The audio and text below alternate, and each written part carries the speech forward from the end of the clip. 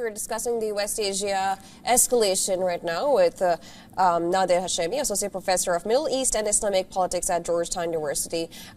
Professor Hashemi, so I wanted to know the Israeli perspective in this case, because we've heard statements from Netanyahu saying he's been also indicating ground combat. So when it comes to, of course, they have different objectives, and Trump has also stated that we, at this point in time, Israel and U.S. have different perspectives or objectives of this war. But looking at the 48-hour and the escalation that you have predicted and the catastrophe, what role do you think Israel will be playing at this point? Well, they're playing the same role that they've been playing from day one. You know, there's now a lot of really solid reporting that Benjamin Netanyahu played a key role in convincing Donald Trump to enter this war. I think both the United States and Israel share the same geostrategic objective that they want to weaken Iran to the extent where it can no longer project power beyond its borders. In other words, to sum it up, what the preferred option and end game is for Israel and the United States is to see Iran turned into another Libya, Lebanon, or Syria, a broken, fractured country with a weak central authority and a depleted military that can't project power abroad, beyond its borders, so that Israel then will become the regional hegemon, along with other Arab dictatorships for which it already has an alliance with in the context of the Abraham Accords. So Israel wants this to go on, to see Iran as weak as possible. And Donald Trump, up until now, is willing to cater to that Israeli perspective. At some point, I think, you know, when the cost gets too high for Donald Trump personally, then there's going to be a major decision that he has to make to rein in the Israelis. But that's, I think, what Israel is hoping to accomplish. Professor Hashemi, with that, let me bring back what Jyotsna mentioned earlier regarding Joe Kent, former director of National Counterterrorism Center. He mentioned that all 18 security agencies, intelligence agencies rather, they had mentioned that Iran has no nuclear capacity. And he said this was informed to the US president, and Israel on the other side mentioned that Iran is capable of developing nuclear weapons within 10 days and within 2 weeks, 10 bombs within 2 weeks. And that is what the US president eventually believed. Now, this is Joe Kent's version.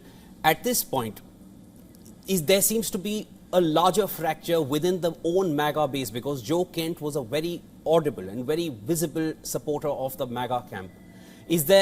Are these fractures only growing within US as people grow disillusioned about what the actual purpose of this war really was? You're right. I think Joe Kent's resignation was a blow to Trump, because he was from Trump's, Trump handpicked him, and he was a very Trump loyalist, but he effectively said, look, what Trump has been saying about Iran's alleged nuclear program was a gross exaggeration, and the facts simply don't sustain the claims made by Donald Trump. But then that's not really, new to any of us, because Donald Trump has a long track record of distorting the truth, lying, and being unrepentant for his lies. So, no surprise there. The effect that this will have on the MAGA movement now is still yet to be seen. There's a lot of rumblings, but if you look at the polling, because Donald Trump has this sort of cult-like respect among his MAGA supporters, there's been no major breaks among the leaders, or even from the base, that they have departed from Donald Trump. There's just a lot of rumblings and criticism, because we're still in the early days of this war, and the full impact of this war on the average American citizen hasn't really been felt yet. And like I said a moment ago, Trump, I think, can weather this storm, and hoping to win or to declare some sort of victory. The problem is it's going to be very difficult for him to declare victory when it seems like Iran has a lot of fight left in it. And that being said, because you mentioned fight, of course, they have also threatened that if our power plants are attacked, we'll be attacking power plants of U.S. bases in the regions. They've also there's a threat of striking the desalination infrastructure. When you look at the whole region, the ones that really impacted is all these countries, the Gulf states. And when we look at these, when we look at these power plants of the countries, they've also warned of attacking power plants of countries in the region that host American bases. So that's something that's not just impacting America, but it's also impacting the Gulf states. And maybe if you look at the global, of course, we've seen the impact of the closing of Strait of Hormuz. But do you think that the regional countries or maybe allies of U.S. will be stepping in soon if a catastrophe occurs that you have predicted? That's a good question. You see these American allies in the Persian Gulf, they're caught between a rock and a hard place. As it stands right now, their economies, their economic planning, their own security is deeply threatened by this war. Iran is, hitting them. There's been some civilian loss of life.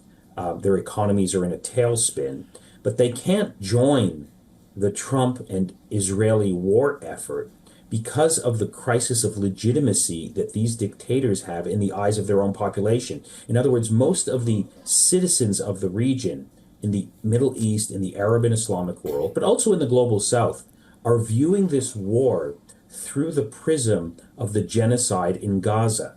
And for these Arab states, all of them dictators, I want to emphasize, to join in with Benjamin Netanyahu and Donald Trump, it will be viewed by their own populations that they're part of this new imperialist crusade. It would have a huge cost for them politically. And that's exactly why I think they've been very reluctant to sign up and join this war effort, despite the encouragement that many senior American officials have been encouraging them to do so. They know if they do so, they're going to pay a price politically. That encouragement, just as a parting aspect to our conversation, Professor Hashemi, Donald Trump had asked the people of Iran to rise up. That never happened. There were some hints at Gulf countries getting involved. That hasn't really happened, at least nothing that has been acknowledged. Partners in the region, as far as Japan and Australia, now after a long time, they've agreed to form that coalition along with UAE. But as far as NATO is concerned, Trump has really resorted to threats as far as getting NATO involved. But nobody really seems to be wanting to get involved. They're all kind of finding their own channel of communication with Iran directly, as we've seen France doing as well. At this point, there seems to be an isolation growing from the geopolitical sphere and within the MAGA camp as well regarding Donald Trump. Let's wait and see how this one goes. He had said 4 to 5 weeks, so we're already in week 4 with no signs of this war abating. That was Professor Hashemi joining us on World DNA. Thank you so much. Thank you.